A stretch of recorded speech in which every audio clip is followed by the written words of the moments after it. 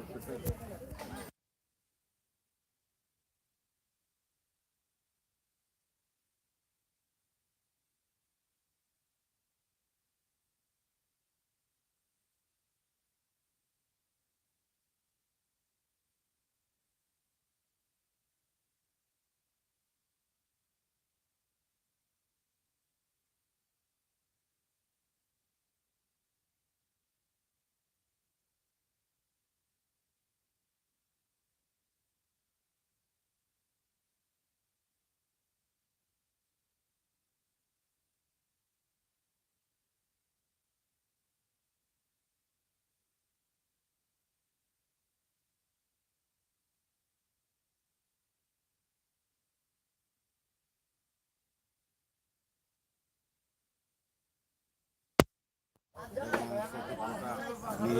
গানগুলো কিছুদিন আগে একটা কোম্পানি পাওয়ার 50টা গাড়ি শুরু করছে, ভালো ভালো শিল্পী সুন্দরভাবে সঠিক সুরে সঠিক আমি আশাবাদী যে বাবার গানগুলো আমি সঠিকভাবে যখন প্রচার করতে পারবো, ভালো ভালো শিল্পীরা গাইবে। মানে এটা আপনার দাবি হচ্ছে যে গানগুলো যেন সঠিকভাবে প্রচার হয় এবং একজনের গান আরেকজনের নামে এগুলো যদি হয় তাহলে আসলে দ্রুত একটি আইনের ব্যবস্থা করার দরকার। কারণ এটা দেখছি আমরা এখন এটা বেশিরভাগ ছড়িয়ে পড়েছে যে একজনের কষ্ট করে এই গানটি লিখে গেলেন, অনেক সাধনা করলেন, সুর দিলেন, পরবর্তী দেখা যায় হঠাৎ করে অন্য একজনের নামে এটা গেয়ে ফেললেন। এগুলো বেশিরভাগই দেখেছি যারা সুনামধন্য শিল্পী আছেন তাদের মুখ থেকে কিন্তু এগুলো বেরিয়ে আসতেছে, তারাই কিন্তু এই ভুলগুলো বেশি করছেন। এগুলো আমরা মাঝে মধ্যে দেখি। তো এটার জন্য কোনো আইন চাচ্ছেন কিনা আপনি, মানে দ্রুত আকারে যাতে এটা অভিযোগ দেওয়ার সাথে সাথে এটা নিষ্পত্তি করা হয়, এটা সঠিক যাচাই বাছাই আমরা দরখাস্ত করছি এবং এটা অ্যাকশনও হইতেছে।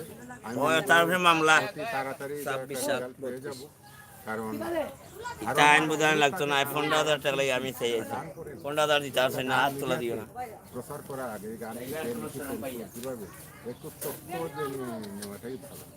আমরা গত কয়েকদিন আগে সোশ্যাল মিডিয়াতে দেখেছি এবং আমরাও দেখেছি যে পালঙ্ক সাজাইলাম, এটা রেহানা বেগমের গান দাবি করছেন, কিন্তু এই গানটি প্রচার করা হচ্ছে ইত্যাদি অনুষ্ঠানে, আরিফ সংকেতের ম্যাগাজিন অনুষ্ঠানে। তো সেখানে কিন্তু গানটি খুবই হিট করাচ্ছে তসিবার কণ্ঠে। এটা কিন্তু যিনি লিখেছিলেন তার কোনো নাম বা কোনো সংরক্ষিত বলা হয়নি। এটার জন্য কিন্তু তারা খুব দুঃখ বা খুব প্রকাশ করেছে। তো এই বিষয়ে আপনার কি বক্তব্য? এরকম যদি হয় একজন মানুষ যদি একটি গান দিয়ে সে হিট করলো কিন্তু তার গানটি তৈরি করেছে কে, তার কোনো খোঁজখবর নেই, এটা কেমন লাগে? এটা আসলে কৃতজ্ঞতা। আমার বাবা শাহ আব্দুল করিমের দিকে লক্ষ্য করলে একটা নতুন জিনিস পাওয়া যায়, কারণ উনি করেছেন।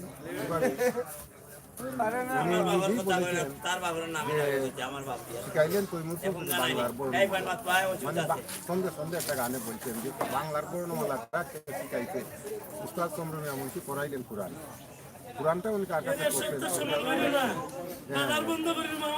গ্রামের উস্তাদ পরমদিন দোলা উস্তাদ মান্য করে, মানে একটু শিক্ষা উনি যার কাছে পাইছেন তার নামটা স্বীকার করছেন, উনি প্রকৃত করেন। আমি মনে করি যে স্রষ্টা যে গানটা লিখেছে, সৃষ্টি করেছে, আমি লক্ষ্য করেছি অনেকের নামটা বলে বলে যে এটা মান্নানের গাওয়া, অমুকের গাওয়া, অমুকের গাওয়া, অমুক ভাই এই গানটা গেয়েছিলেন, কিন্তু এটা আসলো কই থেকে আসলো না। আমি মনে করি যে তাকে আমরা এরপরে আমরা যারা সবার সমন্বয়ে একজন লিখছে, একজন গাইছে, আরেকজন প্রচার করছে, সবার সমন্বয়ে এখানে মানে কোনো জায়গা থেকে মানে বাদ দেওয়া যাবে না, বাদ দেওয়া যাবে। কিন্তু প্রথমে তো যিনি সৃষ্টি করেছেন ওনাকে স্মরণ করার প্রয়োজন, যিনি লিখেছেন গানটা তাকে স্মরণ করার প্রয়োজন।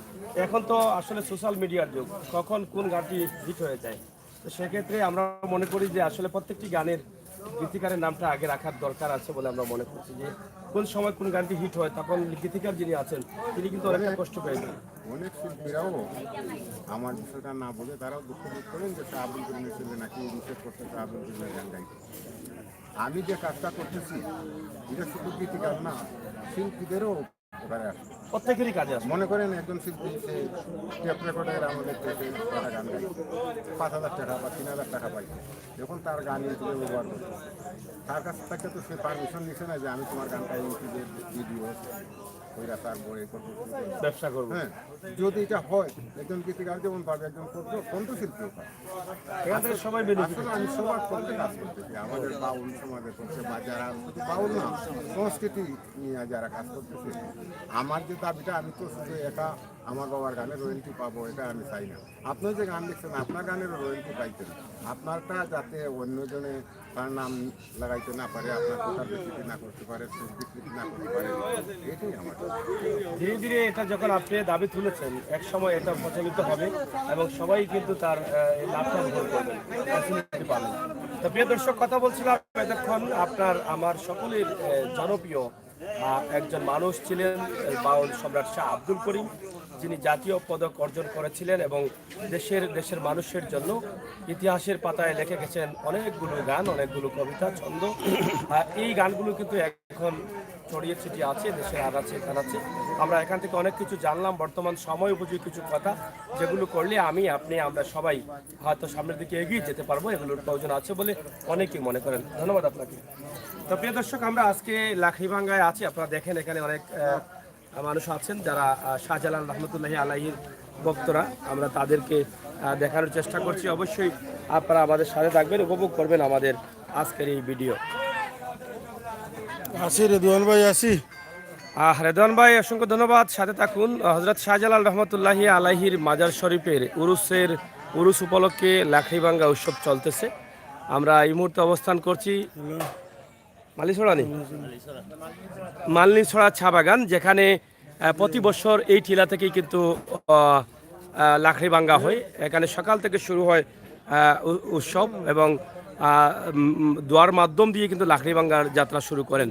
আমরা গত বছর এটা প্রথম দিক থেকেই কিন্তু দেখিয়েছিলাম। এবছর আমাদের আসতে বিলম্ব হলেও আমরা কিন্তু ছাড় দিইনি, আমরা আবারও এসেছি এখানে আপনাদেরকে নিয়ে। তা আপনারা যারা আছেন ভিডিওটি শেয়ার করবেন, সাথে থাকবেন সিলেটের ম্যাগাজিন ইউটিউব চ্যানেলের। সরাসরি আজকের যে বিষয়গুলো আমরা আপনাদের কাছে উপস্থাপন করছি। এখানে বিভিন্ন জায়গা থেকে ভক্তবৃন্দরা এসে শিরনি করছেন এবং তারা সেগুলো ভোগ করছেন। আমরা সেই বিষয়েও তাদের সাথে কথা বলার চেষ্টা করব। আশা করছি আপনারা আমাদের সাথে থাকবেন, উপভোগ করবেন আমাদের সকল ভিডিও।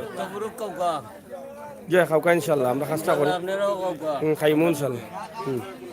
এখানে তারা আসলে শিরনি করেছেন, তবরুক হিসাবে সবাই ব্যবহার করছেন। এই হচ্ছে মালনীছড়া। এখানে মিলাদ মাহফিল দিয়ে কিন্তু আচ্ছা, প্রথম দিকে যারা আসছিলেন, প্রথম দিকে কি সাউন্ড শোনা গেছে? আমরা মালনীছড়া এলাকায় আছি এবং এখান থেকে আপনাদের জন্য এই ভিডিওটি উপস্থাপন করছি।